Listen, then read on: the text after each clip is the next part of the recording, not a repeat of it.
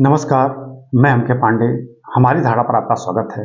आज से 4000 वर्ष पूर्व, 4000 वर्ष पूर्व, 4500 वर्ष पूर्व धरती पर कहाँ-कहाँ शासन स्थापित था, कौन-कौन से शासक महत्वपूर्ण थे, इसी संदर्भ में हम आपके सामने यह वीडियो प्रस्तुत करने जा रहे हैं। बहुत सोच समझ के वीडियो प्रस्तुत किया जा रहा है। इसमें हड़प्पा सभ्यता का भी नाम लिया जाएगा और एक संभावित राजवंशों का नाम लिया जाएगा। तो आप बड़े ध्यान से एक-एक शब्द सुनिएगा, आपको बहुत अच्छा लगेगा और बहुत सोच समझकर और काफ़ी मेहनत करने के बाद हम यह वीडियो बना रहे हैं। अगर आप हमारे चैनल को नहीं सब्सक्राइब किए हैं तो प्लीज़ आप सब्सक्राइब भी कर लेंगे और इस वीडियो को ध्यान से सुनिएगा और इसे लाइक और शेयर जरूर कीजिएगा। हम चाहते हैं कि आप हमारे चैनल को अधिक से अधिक सब्सक्राइब करें।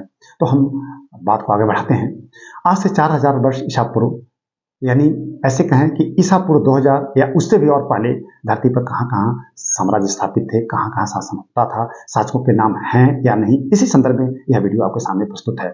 तो जैसा कि इतिहास हमारे सामने उपलब्ध है, ईसा पूर्व कब से, कितने प्राचीन काल से ऐतिहासिक शासक के रूप में राजाओं का नाम मिलता है। तो अब तक जो इतिहास लिखे गए हैं, जो प्रमाण हमारे सामने उपलब्ध है, ईसा पूर्व 3400, ईसा पूर्व 3500 के आसपास मिस्री साम्राज्य के शासक का नाम आता है और ईसा पूर्व 3400 के आसपास मिस्री सभ्यता में एक शासक का नाम मेनिज करके आता है, तो वो नाम मिलता है और ये लिखित साक्ष्य इसका है। इसके बाद मिस्री सभ्यता में ही 3400 ईसा पूर्व से लगभग 2160 ईसा पूर्व तक पिरामिड का काल माना जाता है। उस समय विशालकाय पिरामिड बने जो आज भी सुरक्षित हैं और पूरी दुनिया देखने जाती है। तो वो पिरामिड काल था। उस समय 4 राजवंशों के शासन हुए जो फराओ नाम से शासन करते थे, यह भी लिखित प्रमाण है। अब और हम आते हैं सुमेरियन सभ्यता। सुमेरियन यानी मेसोपोटामियाई सभ्यता, वहाँ बेबीलोन की स्थापना की गई थी। बेबीलोन की स्थापना जिस शासक ने की थी उसका नाम मिलता है सारगोन। सारगोन प्रथम ईसा पूर्व 2500 के आसपास, तो लगभग आज से 4500 वर्ष पूर्व का वो शासक था। तो सारगोन प्रथम, इसका भी नाम मिलता है। सारगोन ईसा पूर्व 2500 के आसपास। उसके बाद उसी बेबीलोनियाई सभ्यता में, बेबीलोन में एक बहुत बड़े शासक का नाम आता है जिसे हम हम्मुराबी कहते हैं। हम्मुराबी 2180 से 2080 के बीच उसने शासन किया था। बहुत ख्याति प्राप्त शासक था और उसका नाम आज तक लिया जाता है। क्योंकि वही संसार का पहला कानून निर्माता था और उसके नाम से विधि संहिता आती है। पहले विधि संहिता हम्मुराबी के नाम से आती है, तो ये भी शासक का नाम मिलता है। अब हम चीन में आएंगे, तो चीन में ईसा पूर्व लगभग 1765 से 1122 तक शासकों का नाम आता है और शासक के जो वंश आते हैं सांग वंश और चाओ वंश, और ये शासक वांग के नाम से शासन करते थे।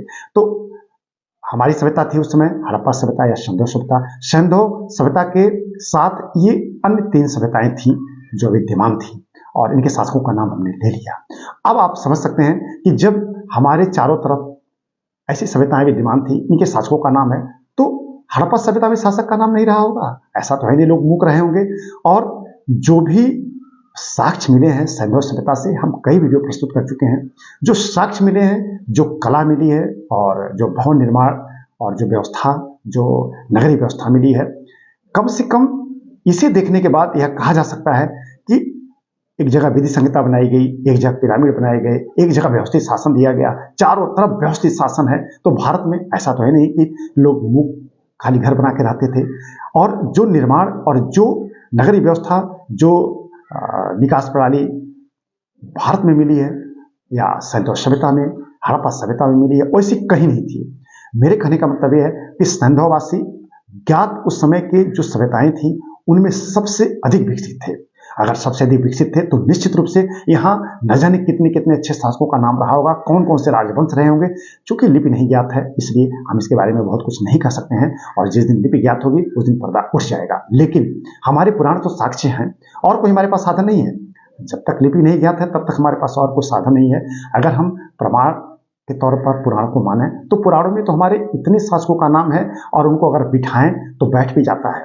अब पुराणों में बहुत आख्यान व्याख्यान है और न जाने कितने राजाओं का नाम आता है। पुराणों में जो सबसे बड़ा राजवंश का नाम, जिस सबसे बड़े राजवंश का नाम आता है वह इक्ष्वाकु वंश, जिस वंश से संबंधित भगवान राम का नाम आता है। इक्ष्वाकु वंश से ही संबंधित थे राजा दशरथ, उनके पिता, ठीक है। इसी इक्ष्वाकु वंश से ऋषभदेव, महाराज ऋषभदेव का नाम आता है, वो भी हैं। तो नाम तो आता है और निश्चित रूप से इनका साम्राज्य दूर दूर तक रहा होगा। अब जो सिंधु प्रदेश था, सिंधु प्रदेश में कई क्षेत्रों का नाम आता है, कई राज्यों का नाम, कई प्रदेशों का नाम और कई शासक वंशों का नाम आता है। इसमें मत्स्य का नाम आता है, पुराणों में मत्स्य का नाम आता है और मत्स्य साम्राज्य बहुत पुराना रहा होगा। कम से कम सोडस महाजनपद में ईसा पूर्व 6वीं शताब्दी से तो पूरा का पूरा नाम आता है और शासक तो आसमान से आए नहीं होंगे। तब इस महाजनपद की स्थापना तक हजारों वर्ष लगे होंगे। एक मत्स्य साम्राज्य है, शूरसेन साम्राज्य है, कुरुक्षेत्र है, फिर साल्व, सेवी, कुड़ी प्रदेश और कैकय प्रदेश, ये सब उसी संगत क्षेत्र में थे। हमने कई नाम आपके सामने गिना दिए, हम एक बार फिर से गिन देते हैं। मत्स्य, शूरसेन, फिर इधर कुरुक्षेत्र, फिर साल्व, शिव, कुड़ी प्रदेश और कैकय प्रदेश। कैकय प्रदेश वही प्रदेश है जहां भरत की मां कैकेयी का मैका था और एक तरफ से हम कहेंगे राजा भरत का ननिहाल था। इस संदर्भ में हमने एक वीडियो प्रस्तुत किया था। तो ऐसा नहीं है, सैंधव प्रदेश में भी बहुत सारे राजवंश थे और वर्तमान में जो खुदाई हुई है 13 लाख वर्ग किलोमीटर के क्षेत्र में इसका विस्तार दिखाया जाता है और क्षेत्रों में रहा होगा। और यह भी नहीं है कि कोई एक साम्राज्य यहाँ का शासक रहा होगा, कोई एक शासक वंश रहा होगा, कई छोटे छोटे साम्राज्य रहे होंगे, हमने गिना भी दिए और इनके नाम भी मिलते हैं, पुराणों में नाम भी मिलते हैं, हम यहाँ नाम नहीं गिनाएंगे। लेकिन अगर पुराणों को हम प्रमाण माने तो हमारे भी बहुत बड़े बड़े शासक थे और हमने एक वीडियो बनाया था, संभवतः इस संपूर्ण क्षेत्र पर चक्रवर्ती राजा दशरथ का साम्राज्य था, भगवान राम का भी यहाँ साम्राज्य स्थापित था। यानी यह पूरा का पूरा क्षेत्र चक्रवर्ती राजा दशरथ के समय तक आते आते अयोध्या के अधीन हो गया था। इस संदर्भ में हमने वीडियो बनाया था, भगवान राम के समय में तो रहा ही होगा ये, ठीक है। तो और कैकय के प्रदेश था, तो निश्चित रूप से कैकय प्रदेश नाम आता है तो यहाँ भारत का ननिहाल भी रहा होगा।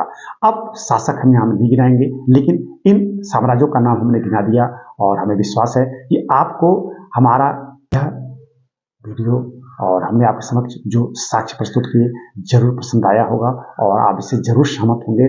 हम चाहेंगे कि इस संदर्भ में आप अपने सकारात्मक कमेंट भी करें और इस वीडियो को लाइक और शेयर जरूर करें। हम इस वीडियो को यहीं बंद करते हैं, ऐसी जानकारियां आपको हम देते रहेंगे और इस वीडियो को यहीं बंद करते हैं। तब तक के लिए धन्यवाद।